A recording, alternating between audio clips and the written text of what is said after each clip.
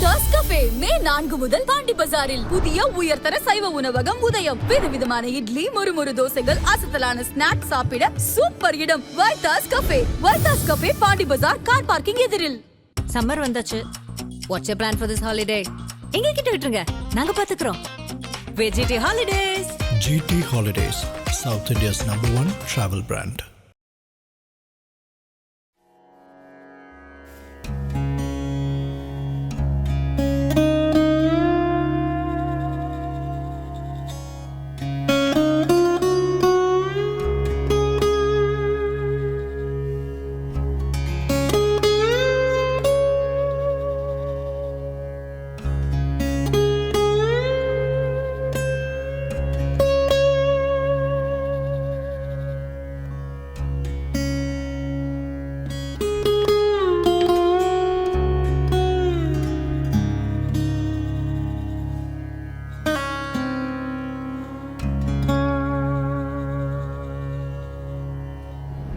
மதுரை வந்தாலே மதுரைன்ற பேர்ல முக்கியமான ஒரு நபர் இருக்காரு, நம்ம எல்லாருக்கும் தெரிஞ்ச ஒரு நபர், மதுரை முத்தான. இன்னைக்கு அவரோட சொந்த ஊர் அரசப்பட்டியில அவங்க அம்மா அப்பா அவங்க ஒய்ஃப் ஒரு கோயில் மாதிரி ஒரு விஷயம் கட்டியிருக்காரு. நம்மளும் பார்த்துட்டு இருப்போம். ஸோ இன்னைக்கு நம்ம அந்த இடத்துக்கு தான் வந்திருக்கிறோம். அன்னைங்கிட்டையும் நிறைய விஷயம் கேட்டு தெரிஞ்சுக்க போகிறோம். எப்படி இருக்க போகுது, கோயில் எப்படி கட்டியிருக்காரு, என்ன விஷயம்லாம் அவர் மெமரி சார்ந்து என்ன மாதிரி விஷயங்கள்லாம் வச்சிருக்காருன்னு சொல்லிட்டு இன்னைக்கு இந்த வீடியோவில் பார்க்க போறீங்க. முதல்ல உள்ள போயிடலாம், அண்ணனை பார்த்துடலாம். அண்ணா வணக்கம்ண்ணே. வணக்கம். எப்படி இருக்கீங்க? நல்லா இருக்கேன். அண்ணா ரொம்ப நாளா உங்களை ரொம்ப ஃபாலோ பண்ணிட்டு ரொம்ப டார்ச்சர் பண்ணிட்டேன்னு நினைக்கிறேண்ணே. ஆமா, தம்பி ரொம்ப டார்ச்சர் பண்ணனால ஏதாவது ஒரு ஜோக்கு சொல்லி நீங்க ஆரம்பிச்சீங்கன்னு வச்சுக்கோங்களேன், இன்னைக்கு நம்ம ஷோ ரொம்ப நல்லா இருக்கும்ண்ணே. இல்ல ஏற்கனவே நீ டார்ச்சர் பண்ணதுக்கு ஜோக் சொல்லி பதிலுக்கு ஒன்னே நான் டார்ச்சர் பண்ற மாதிரி ஆயிடக்கூடாதுல்ல. அந்த மாதிரி அந்த மாதிரி இருக்கு. கண்டிப்பாண்ணே. ஜோக்குனா வேற ஒண்ணும் இல்ல. இப்ப காலையில் நடந்தது. டீ சாப்பிட்டு 4 பேர். சரிண்ணே. 4 பேர் டீ சாப்பிடும்போது நான் ஒருத்தன் மட்டும் டீ சாப்பிடலன்னு, எனக்கு அந்த ஹேபிட் கிடையாது அப்படின்னா அவர் டீ கொடுத்தவர் குட் ஹேபிட் அப்படின்றாரு. அப்ப நான் ஒரு ஆள் மட்டும் எப்படி இருக்கும்? ஒரு ஆள் குட் ஹேபிட்னா மீதி 3 பேர் பெரிய அயோக்கிய பேர் தான் அர்த்தம். அப்படி அங்கேயே ஒரு காலேஜ் எங்களுக்கு எல்லாம் ரொம்ப சந்தோஷமா இருக்குண்ணே. ஏன்னா சோசியல் மீடியால நீங்க நிறைய பேர் உங்க ஜோக்ஸ்னால நிறைய விஷயம் மகிழ்ச்சிட்டு இருக்கும்போது இன்னைக்கு நிறைய பேருக்கு இன்ஸ்பிரேஷன் ஆன மாதிரி அம்மா அப்பாவுக்கு ஒரு கோயில் ஒன்று கட்டியிருக்கின்ற போது ரொம்ப சந்தோஷமா இருக்கு. முதல்ல இந்த இடம் பார்க்கும்போதே ரொம்ப நல்லா இருக்கு, ஒரு அமைதியான இடம் மாதிரி இருக்கு. இந்த இடத்த பத்தி சொல்லுங்க. இது ஒரு சின்ன குக்கிராமம். இப்படி ஒரு குக்கிராமத்துக்குள்ள இங்க எதுக்காகன்னா அங்க வந்த உடனே ஒரு பெரிய ஒரு ஆத்ம திருப்தி கிடைக்கக்கூடிய, அது எனக்கு இந்த பழமை மேல எப்பவுமே ஒரு ஈடுபாடு பிடிக்கும்.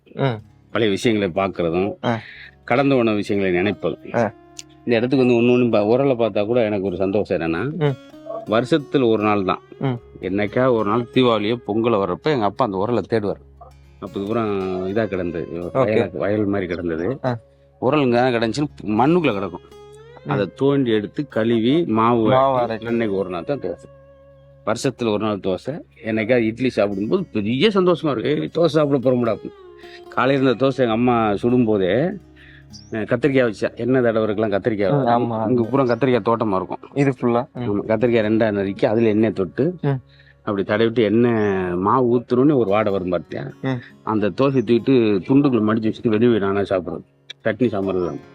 அப்படி தோசையே எங்களுக்கு ஒரு பெரிய பலகாரம், ஒரு விருந்து. அப்படி ஒரு கிராமம்னா பாத்துக்கலாம். வருஷத்துல ஒரு நாள் தோசை சாப்பிடுறது, 2 வருஷத்துக்கு ஒரு புது சட்டை போடுறது, அப்படி ஒரு கிராமம். இது பூரா நான் ஓடி ஆடி திரிஞ்சு 25 வயசு வரைக்கும் விளையாண்ட பகுதி. ஊருக்குள்ள பார்க்கும்போது ரொம்ப அழகா இருக்கு, ரொம்ப அமைதியா இருக்கு. இந்த கிராமத்துல இருந்து தான் வளர்ந்தது எல்லாமே. எல்லாம் இப்ப நிக்கிறோம் இல்லையா, இங்கதான். இது ஒரு மண் வீடா இருந்துச்சு. இந்த இது ஆமா, இது இப்ப நம்ம கட்டியிருக்கோம். முன்னாடி மண் வீட்டுலதான் இங்க எல்லாமே வீடு பூராமே 4 பக்கம் சுவரே மண்ணுல எழுப்பி மேலையுமே ரூஃபே மண்ணிலேயே போட்டிருக்கோம். எப்படின்னா ஓடு கூட கிடையாது. குச்சி வச்சு குச்சிக்கு மேல இந்த இலதலையில வச்சு அதுக்கு மேல மண்ணை வச்சா எப்பயாவது மழை வர்றப்போ சொட்டா விழுகும். எங்க அப்பா சின்ன சொட்டா விழுச்சுன்னா ஒரு கிளாஸ் எடுத்து வைப்பாரு. அது பெருசுனா ஒரு பாத்திரம், இன்னும் பெருசுனா இப்படி எல்லா பாத்திரத்தையும் வச்சுக்கணும். அப்படி உட்கார்ந்துருக்கிற ஒரு காலகட்டம். ரொம்ப சந்தோஷமா இருக்குண்ணே. ஏன்னா இதெல்லாம் மக்களுக்கு ரொம்ப புதுசா இருக்கும். அப்ப எப்படியாப்பட்ட ஊருக்குள்ள இருந்து வந்திருக்கேன் பாருங்க. அதனால சில நேரம் ஒரு பக்கம் இந்த பக்கம் உள்ள செவரு விழுந்துருச்சு மலையில. பெரிய மலையில ஒரு பக்கம் செவரை விழுந்துச்சு. அதோட 3 வருஷம்லாம் இருந்திருக்கு. ஆனா வியோவா இருப்பாரு. ஊர் நாட்டாமே அவர் எங்க அப்பா தான், ஊர் வியோ தான். ஆனா இந்த வீடு கட்டுறது இந்த மாதிரி விஷயங்கள்லாம் விரும்ப மாட்டாங்க. ஏன்னா என்ன காரணம்? அது யாராவது ஒரு ஆள் ஆரம்பிக்கணும். ஒரு ஆள் காரை வீடு செங்கல் வச்சு கட்டிட்டான்னா பூராமேல மடன்னு வீடாக கட்டுவாங்க. ஒருத்தன் டிராக்டர் வாங்கிட்டா பூரா டிராக்டர் வாங்கி ஊர்ல இருந்து எல்லாரும் ஒரு 20 பேராவது வாங்கி ஓஞ்சாத்தே முடியும். அப்படி யாராவது ஆரம்பிக்கணும்.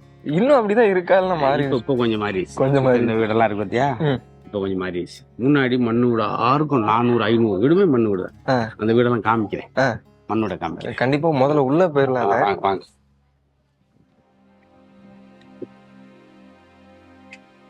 ரொம்ப நல்லா இருக்குண்ணே.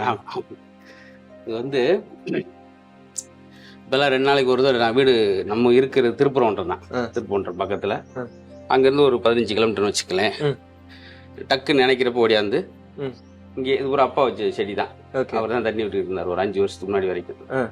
அதவே அந்த பூவே பிடிங்கி அவங்களுக்கு அப்படி இங்கே பூ வளர்த்து பூ இருக்கு, அவரே வச்சதான். அது என்ன வச்சது? ஆமா, நான் செடியா வச்சேன். அவர் தண்ணி ஊற்றி ரொம்ப நாள் பராமரிச்சுக்கிட்டு இருந்தாரு. அந்த பூ வச்சுட்டு ஒரு 20 நிமிஷம், ஒரு அரை மணி நேரமோ, ஒரு 2 நாள் இங்கேயே தங்கியோ இருக்கும்போது கிடைக்கிற ஒரு ஆத்ம திருப்தி அப்படியே வேண்டும் போது அது இழந்தவங்களுக்கு தான் தெரியும் இதோடைய மகத்துவம். அப்படின்னும் போது எல்லாருக்குமே இருந்து பார்க்குறப்ப ரொம்ப அழகா இருக்கும் அந்த இடம். ஒரு 20 வருஷம் ஓடி கலைச்சப்ப இன்னும் 40 வருஷம் ஆனாலும் இங்கே வந்து இருக்கும்போது தான் பெரிய ஒரு ஆத்ம திருப்தி. எனக்கு என்ன, அந்த பழமை மீது ஒரு ஈடுபாடு, பழசை நினைச்சு பார்த்துக்கிட்டே இருப்பேன். அதனுடைய ஈர்ப்பு, அதனுடைய ஆர்வம் தான் இந்த கோயிலுடைய விஷயம்.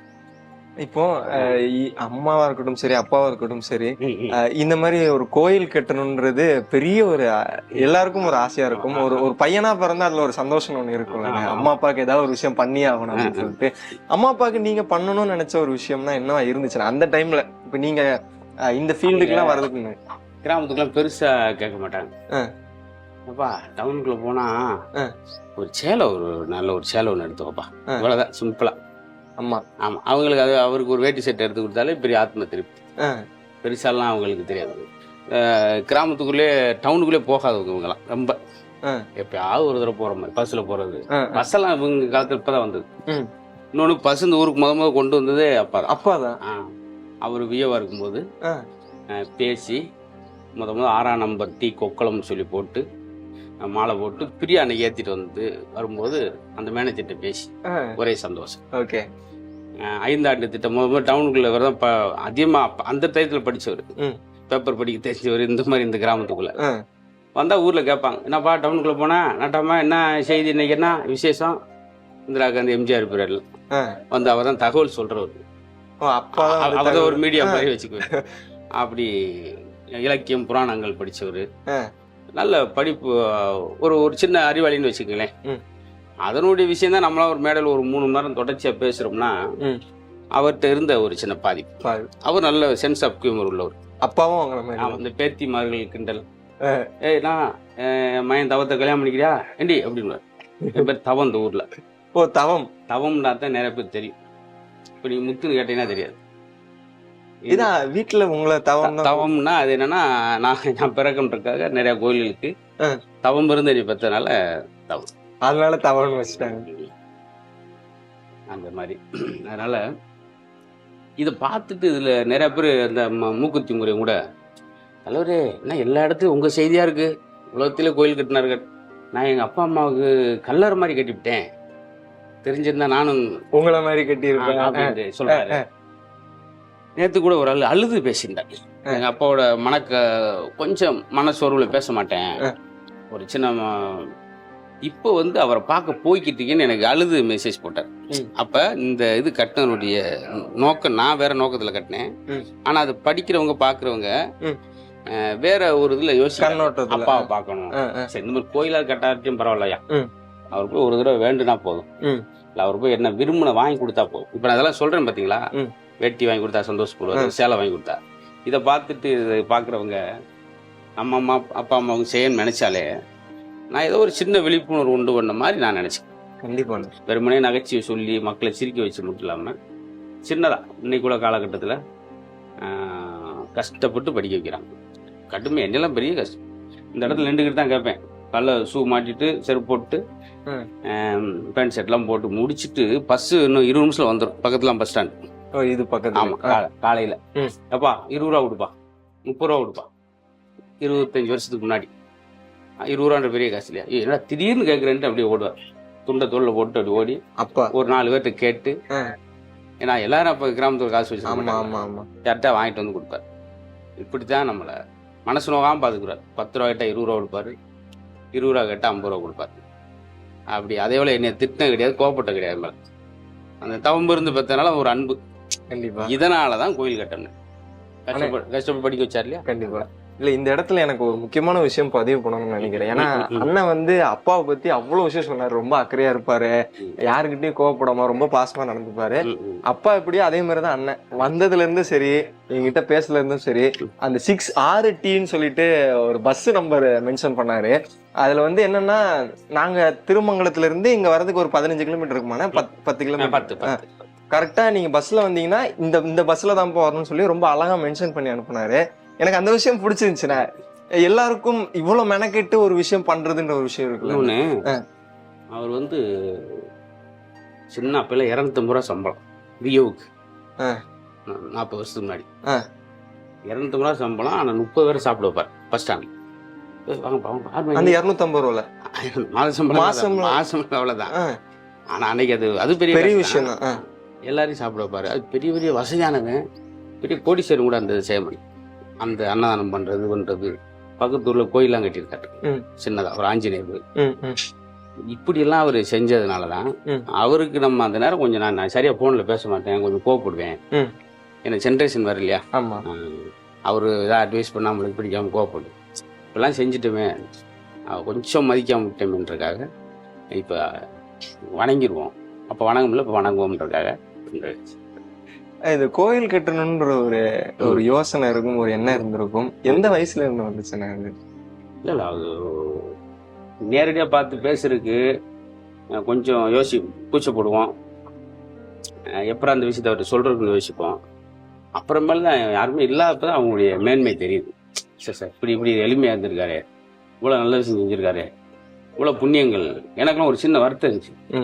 இவ்வளவு ஒரு ஊர்ல ஒரு வியோவா இருந்து, நாட்டாம இருந்து, அவங்க அப்பா பிரசிடண்டா இருந்து, ஒரு சின்ன ஒரு வீடு கூட கட்டலையே, இப்படி கஷ்டப்பட வச்சுட்டாரேன்னு வருத்தப்பட்டோம். அப்புறமேல் பார்த்தா இவ்வளவு புண்ணியங்களை அவர் பண்ணனால நம்ம இந்த அளவுக்கு வந்திருக்கோம். இல்லை, இந்த கிராமத்துக்கும் நான் ஒரு 103 நாடு போற அளவுக்கு ஒரு கலைஞனா வர்ற அளவுக்கு என்னை கொண்டு போயிருக்குன்னா, இது கடுமையான கிராமம். இன்னும் சொல்ல போனா அடிதடி இந்த மாதிரியே இருக்கிற ஊர், சண்டை சச்சரவா உள்ள ஊர். இதுக்குள்ள ஒரு ஹியூமர் வருதுன்னா பாருங்க, அது பூரா இவர் செய்த புண்ணியங்கள். அதே போல அவங்க துணைவியார் அப்படித்தான். அவங்க அந்த வயசுல, இவராது இந்த வயசுல தான தர்மம். அவங்க பாத்தீங்கன்னா சதுரரி மாலைக்கு போனாங்கன்னா அங்க கிரானைட் பறிக்கிறது, கோவில் அபிஷேகத்துக்கு சிமெண்ட் மூடை இறக்குறது, கோவில் அபிஷேகம், கோயில் கட்டுறதுக்கு, இப்படி நிறைய கோயிலுக்காக அவங்க இப்படி எல்லாம் புண்ணியங்களா சேர்த்த அந்த புண்ணியவான்களுக்கு ஒரு கோயில். அவ்வளவுதான். ரொம்ப அழகா. இது எல்லாரும் நான் எனக்கு விருப்பத்துக்கு, என்னுடைய சுயத்துக்காக, எனக்கு ஒரு ஆத்ம திருப்திக்காக இங்கே வந்து உட்காந்தா மன சாந்தமடையும், டென்ஷன் குறையும். பொதுவாகவே நான் கொஞ்சம் அதிகமாக டென்ஷன் ஆகக்கூடிய இதுக்காக பண்ணது. ஆனால் இதை பார்த்துட்டு நிறைய இளைஞர்கள் பிரமான்னு சொல்லி ரொம்ப எனக்கு பாராட்டு. இந்த பாராட்டெல்லாம் அவங்க சொல்லிட்டு கடைசியாக சொல்றது, நானும் அது மாதிரி ஒன்று செய்யணும், முடிஞ்ச அளவுக்கு மினிமம் அவங்கள மதிக்கவாது கற்றுக்கிறேன் அப்படின்னு சொல்லும் போது, உரைகள்ல எனக்கும் ஒரு ஆத்ம திருப்தி. இது பண்ணதுக்கு முன்னாடி இதனுடைய விளைவு பார்த்தீங்கன்னா இவ்வளவு மாற்றங்களை செஞ்சிருக்குன்றது உலகம் முழுவதும். டீ கடையில கேட்கறாங்க, ஒரு அயன் பண்ற கடைக்கு போனா கூட அங்க அப்பா கோயில் கட்டிக்கலாம்ல, பெரிய விஷயம்ப்பா சொல்லும் போது எனக்கு இன்னும் ஒரு மிடுக்கு, ஒரு பெருமை. இப்போ வர 15ஆம் தேதி அவருக்கு நினைவு நாள். அன்னைக்கு இதே மாதிரி இங்க ஒரு அன்னதானம் நலத்திட்டங்கள். சூப்பர்ண்ணே. இப்போ 3 பேருக்கு ஒரு 6 நாள் வரும். பிறந்த நாள் நினைவு. ஆமா, 6 விழா அங்க அழகா நிறைய மக்கள் நலம் பெறுவாங்க. அதான் அது ஒரு சந்தோஷம். அதுக்காக அந்த டேட்டா பர்த்ல எதுக்கு வச்சிருக்குன்னா, இது என்னோட இல்லாம அடுத்து எங்க பிள்ளைகள் 3 பிள்ளை இருக்காங்க இல்லையா, அவங்களும் இதை ஃபாலோ பண்ணணும்னு நான் போய் சொல்லி வச்சுட்டேன். ஓகே, உங்க பசங்களுக்கு சொல்லி வச்சு அவங்க கோயில் கட்டியிருக்காங்கன்னு தெரிஞ்ச உடனே உங்க பசங்களுக்கு என்ன இது ஒரு பிரமிப்பு. அப்ப எங்க அப்பா அம்மா மனைவி கோயில் கட்டுற மாதிரி வாழ்ந்துருக்காங்க. நான் அது மாதிரி வாழ்ந்தேன்னா எனக்கு அதெல்லாம் வேணாம். மரியாதை செலுத்துறதுக்காவது நான் வாழணும். கண்டிப்பாண்ணே. அந்த பிடிவன் இதை நம்ம தலைமுறைக்கு சொல்லி கொடுத்துப்போம். டேய் எங்கள் அப்பா அம்மா எப்படி மதிச்சு வர்றா, நீ மதிரான்னு அவனுக்கு சொல்ல தேவையில்லை. நம்ம பார்த்தாலே செஞ்ச விஷயமே வழிகாட்டுவரா இல்லாமல் வாழ்ந்து காட்டுவரா. எதுவுமே நம்ம சொல்ல தேவையில்லை. இப்படி செய்யணும் வேணாம், நம்ம செய்கிற பார்த்து செஞ்சுக்கிட்டே இருக்கான். கண்டிப்பாண்ணே.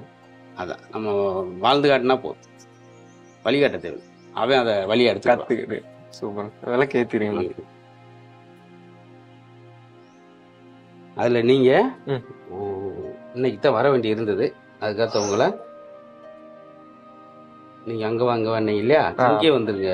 இங்கே வந்தால் தான் இந்த விஷயங்களை பேச முடியும். நிறைய விஷயம்ண்ணே. அதான் உண்மையாக சொல்லணும்னா அண்ணனை ரொம்ப நாளாக நாங்கள் வந்து ஆஃபீஸில் கூப்பிட்டு வாங்கினேன் ஒரு இன்டர்வியூ மாதிரி பண்ணான்னு சொல்லிட்டு, நான் ரொம்ப பக்குவமாக நம்ம ஊருக்கு வாங்கப்பா நிறைய விஷயம் பேசலாம்னு சொன்னார். உண்மையிலே எனக்கு ரொம்ப மன திருப்தியாக இருக்குண்ணே. அவ்வளோ தூரம் வந்து இன்னைக்கு இவ்வளோ விஷயம் பேச முடியும்.